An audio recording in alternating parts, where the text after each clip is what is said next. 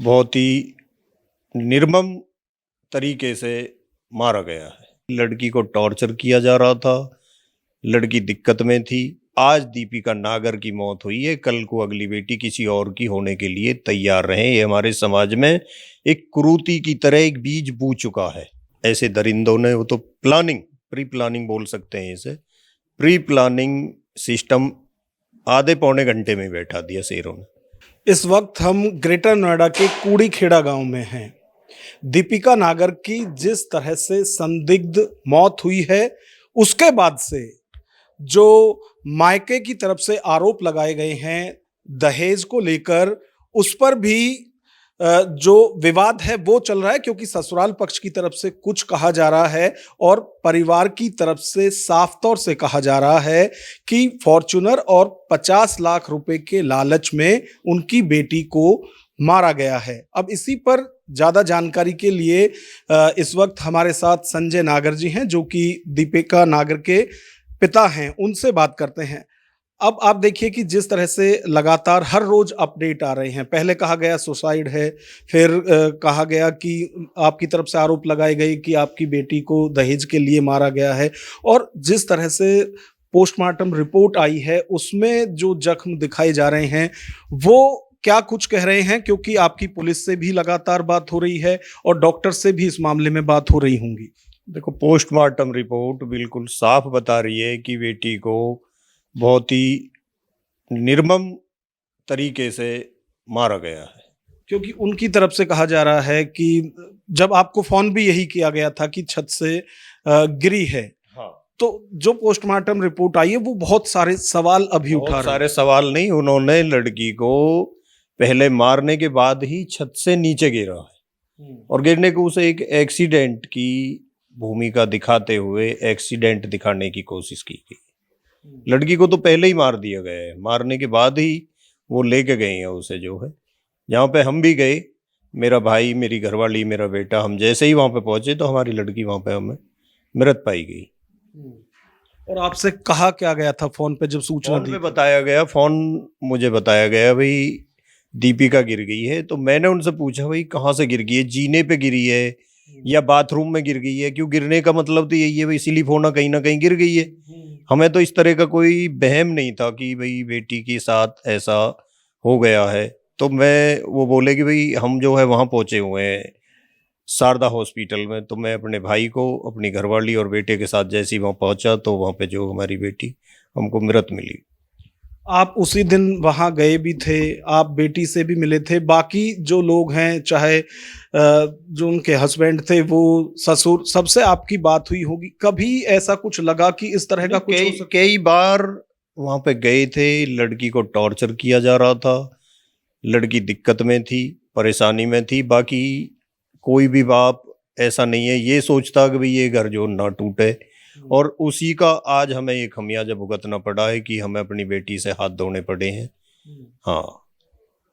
अच्छा, कई ऐसे मामले हो चुके हैं, खासतौर से हमारे खुद के समाज में भी। अभी सिरसा में जो हुई थी उसमें भी यही कहा जा रहा था कि पहले फैसला हुआ, इसी उम्मीद के साथ फिर से घर बसाने के लिए बेटी को भेज दिया, और वहां भी यही हुआ कि एक बेटी को जान गंवानी पड़ी। ये तो है। अब इसमें हमको इस तरह की कोई उम्मीद नहीं थी कि हमारी बेटी मार दी जाएगी। हमने सपने में भी नहीं सोचा था, किसी तरह की हमने सपने में भी नहीं सोचा। उनकी सास, बेटी, फूफी, चाची, ताई, दादी, कोई भी घर परिवार गांव से एक भी लेडीज हॉस्पिटल में उस लड़की के साथ नहीं गई। ये इतना बड़ा सोचने का विषय है। जिस घर में किसी की बेटी मर रही हो, किसी की बहू मर रही हो, तो उसके पीछे लाइन लग जाती है और 50 लेडीज चली जाती हैं। ये बहुत ही गंभीर मेरा प्रश्न है कि वहां पे एक भी लेडीज नहीं पहुंची, कोई भी। राम राम भाई। अच्छा, एक सवाल ये भी है, एक बेटी आज चली गई, आपने अपनी बेटी को खो दिया, आगे जब इस तरह की परिस्थिति बनती है तो समाज में आप बेटी का जो बाप है उनको क्या मैसेज देना चाहेंगे कि उनकी बेटी के साथ ना हो? देखो, मैसेज देने से कुछ नहीं है। अगर हमारे समाज में ऐसे जल्लाद रहेंगे, ऐसे दरिंदे रहेंगे, ऐसे भक्षक रहेंगे, तो आज दीपिका नागर की मौत हुई है, कल को अगली बेटी किसी और की होने के लिए तैयार रहें। ये हमारे समाज में एक कुरीति की तरह एक बीज बू चुका है। ये फैलता जा रहा है रोज, आज यहाँ, आज यहाँ, आज यहाँ। अभी एक नई खबर, कोई गांव चीर सी है, वहां पे भी एक बेटी को मार दिया गया कि ये। तो ये बहुत ही समाज को सुधारने की और संभलने की आवश्यकता है। वो सुधरेगा कैसे? क्योंकि हर कोई आज अपनी हैसियत से ज्यादा बेटी की शादी में खर्च कर रहा है कि उसकी बेटी खुश रहे। तो खुशी का तो ये तो अब गारंटी है ही नहीं कि आप अच्छे घर में शादी कर रहे हो, ज्यादा दान दहेज दे रहे हो तो भी बेटी मारी जा रही है। अब उसका तो क्या कर सकते हैं, उसके विषय में तो देखो ये सारा समाज ही बैठे और कोई गवर्नमेंट भी ऐसा कानून लाए कि इस पे बहुत ज्यादा सख्त से सख्त कार्रवाई हो सके। अभी महिला आयोग की टीम भी आई थी, पुलिस की भी बड़ी अधिकारी जो हैं वो आई हैं, उनकी तरफ से क्या आश्वासन उनकी दिया? तरफ से पूरा आश्वासन मिला है आज। बाकी एक दिन का उन्होंने समय मांगा है और जो भी वो बोल के गए हैं तो आज लगा है कि कहीं ना कहीं हमारी भी आगे गुहार चल रही है। क्योंकि उनसे आपने कोई अपील वैसे तो की नहीं थी, खुद ही वो लोग आए हैं। खुद ही आए हैं, आज पहली बार ही वो आई हैं। बाकी उससे लगने लगा कि कहीं ना कहीं हमारी कार्रवाई कुछ प्रोग्रेस कर रही है। अच्छा, कभी भी इस तरह का आपको नहीं लगा था कि ये दिन देखना पड़ सकता है, बेटी परेशान है, दुखी है? सपने में भी नहीं सोचा था, सपने में भी नहीं सोचा था, सपने में भी नहीं सोचा भाई।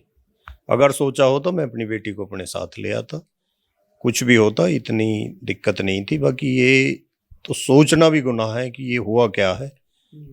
इसमें तो ऐसे दरिंदों ने, वो तो प्लानिंग, प्री प्लानिंग बोल सकते हैं इसे, प्री प्लानिंग सिस्टम आधे पौने घंटे में बैठा दिया शेरों ने।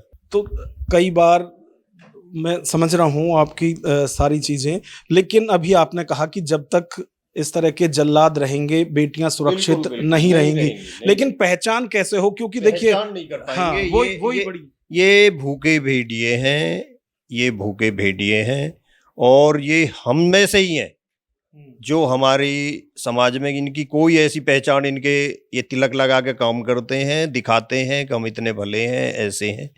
बाकी पता नहीं लग पाती है। अगर पता लग जाएगी तो कोई भी नहीं करेगा इस काम में। हाँ, ये भूखे जल्लाद छुपे हैं, कहीं ना कहीं हम में से ही छुपे हुए हैं। समाज में ही हमारे में ऐसी गंध में फंसी हुई है। एक सवाल मेरा आखिरी ये है कि जब भी इस तरह की घटनाएं होती हैं, चाहे छत से गिरेगी तो बहू गिरेगी, स्टोव फटेगा तो वो पहले बहुओं के ऊपर ही फटता था, तेल से आग लगेगी तो कभी बेटी क्यों नहीं गिरती, कभी बेटी क्यों नहीं जलती उस घर की? नहीं, बेटी क्यों जलेगी? वो तो उनकी बेटी है, दूसरे की बेटी है। अगर इसे अपनी बेटी समझ लिया जाए तो क्यों फटेगा स्टोव, क्यों गैस सिलेंडर फटेगा, क्यों छत से कूदेगी, क्यों गिरेगी, क्यों गिरी जाएंगी, ये क्यों मारी जाएंगी? तो इसे तो समझने के लिए बेटी समझोगे तो फिर तो ये काम ही ना होने कहीं ना कहीं तो फर्क सिद्ध होता है इसमें। और यही वजह है कि चाहे कोई कितना भी कह ले, कभी जो बहू है वो बेटी नहीं हो सकती। नहीं हो सकती है, बेटी क्यों नहीं हो सकती? बेटी बनाने वाले बेटी नहीं रख रहे क्या? बना के खूब रह रही हैं, अच्छी जिंदगी चल रही है बेटियों की। बाकी हैं कुछ जल्लाद जो इस चीज को एक्सेप्ट नहीं कर पा रहे, उनका पेट ही नहीं भर रहा।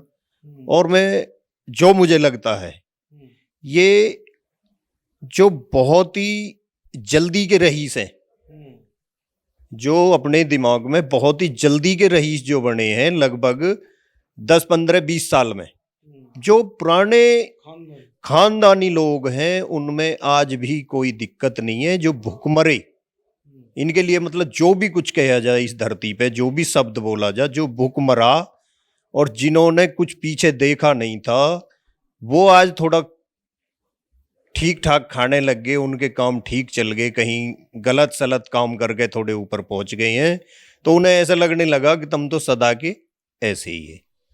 जो मेरी सोच है, अब समाज की सोच, यही वजह है कि इतना पैसा होने के बावजूद फिर आदमी की कभी उनकी भूख नहीं मिटती। देखो, जो पुश्तैनी घर होते हैं वो कभी ऐसी शिकायत शायद उनमें नहीं मिलेगी।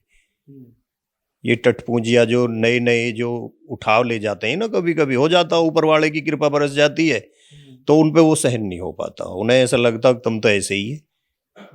हाँ, तो इसी के लिए बस। अब क्या चल रहा है पूरे केस की यदि बात करें, और किस तरह की आप पुलिस से या फिर खासतौर से योगी सरकार से क्या चाहते हैं, क्योंकि बेटियों के मामले में योगी सरकार की तरफ से तुरंत फैसले लिए जाते हैं। देखिए, योगी जी ने स्वयं भी अभी जो एक भाषण में अपने में कहा था कि यदि कहीं बेटी के साथ में गलत बर्ताव होता है तो उसको जो उसी भाषा में जवाब देना पुलिस को चाहिए, शासन प्रशासन को कार्रवाई करनी चाहिए।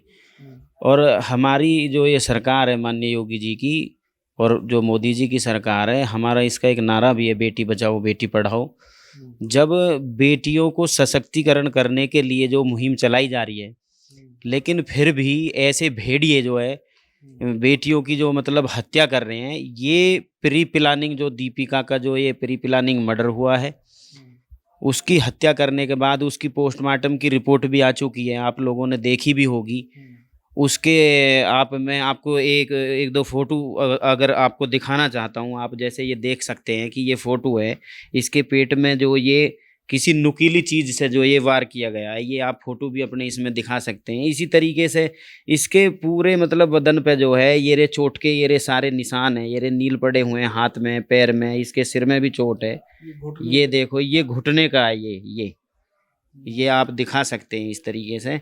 तो इसकी जो पोस्टमार्टम रिपोर्ट भी यही बताती है कि ये कोई मतलब जो इसका जो प्री प्लानिंग मर्डर किया गया है और इसको फिर छत से नीचे फेंका गया है। और जो ये तीसरी मंजिल की बात जो चली है, वो तीसरी मंजिल से नहीं, इसे जो है पहली मंजिल से ही नीचे फेंका गया है, क्योंकि तीसरी मंजिल से यदि कोई व्यक्ति आत्महत्या करेगा तो वो कम से कम 35 फुट 40 फुट की ऊंचाई बैठती है उसकी तीसरी मंजिल की, 5 फुट का उसका भराव भी है, तो वो कम से कम बीच रोड पर जाके गिरेगा। लेकिन दीपिका की जो डेड बॉडी वहाँ पे पाई गई थी, वो बिल्कुल दीवार से सटे हुआ जो नाली का जाल होता उस पे पड़ी हुई मिली थी मृत अवस्था में। तो ये इनकी प्री प्लानिंग जो ये मर्डर करके इन्होंने ये दर्शाने की कोशिश की है कि ये जो आत्महत्या, जबकि ये आत्महत्या नहीं है, ये मर्डर है।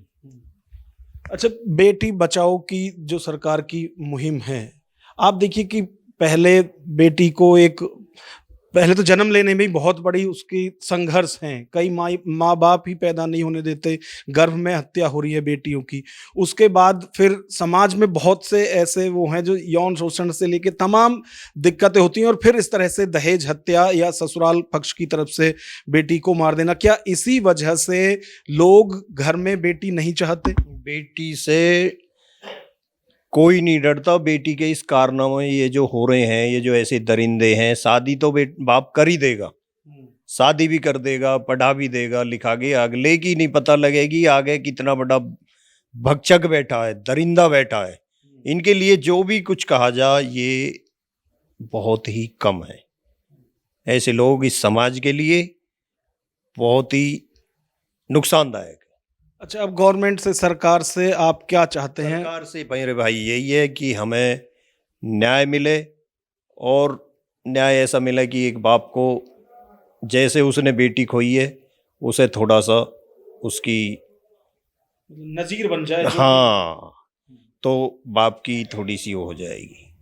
अन्य बाप तो जिंदा देखो रहने वाले बड़े कैडा हो जाता है जीना, जो हर वक्त उसकी यादें जो है उसके उसमें घूमती रहेंगी, भुला नहीं पाएगा। और ये जो लोग हैं ये कर रहे हैं वीडियो में, कोई कह रहा अंगाई मरी है, अरे मैं ये कह रहा हूँ अंगाई मरी है या क्या मरी है, मैं ये कह रहा हूँ एक साल का बच्चा कोई अगर उनके घर में हो उसे मार के देख लें। मैं ज्यादा बड़ी नहीं, 25 साल की नहीं, 25 साल की तो पढ़ाना लिखाना शादी करनी। मैं ये कह रहा हूँ अगर 1 साल का उनके घर में बच्चा है तो उसे मार के एक बार देख लें, तो उन्हें ये पता एहसास हो जाएगा कि बच्चे का कितना दर्द होता है। मैं आपके चैनल के माध्यम से उन्हें भी यही थोड़ा सा बताना चाहता हूं कि जो वे बदतमीजी की वीडियो वायरल करके सोच रहे हैं इस तरह से ये हो जाएगा, देखो जो होना है वो तो होकर रहेगा, बाकी कम से कम अपनी जबान को खराब ना करें और बड़े सोच समझ के ऐसी बात कहें जिससे कि समाज में गलत संदेश ना जाए। बेटी तो उनके घर में भी बेटी है, मैं ये कह रहा हूँ कोई भी इतनी बड़ी बेटी नहीं, मैं कह रहा हूँ कोई 1 साल की 6 महीने का बच्चा हो उसे ही मार के देख लें, उसकी थोड़ी उंगली काट के देख लें, ज्यादा नहीं, एक उंगली काट के देख लें बस, उन्हें ये पता लग जाएगा कि दर्द क्या होता है।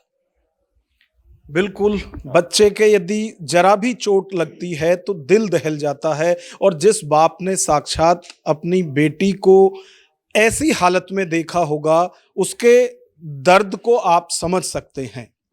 लगातार अपील सरकार से भी, प्रशासन से भी यही की जा रही है कि निष्पक्ष जांच हो और बेटी को न्याय मिले।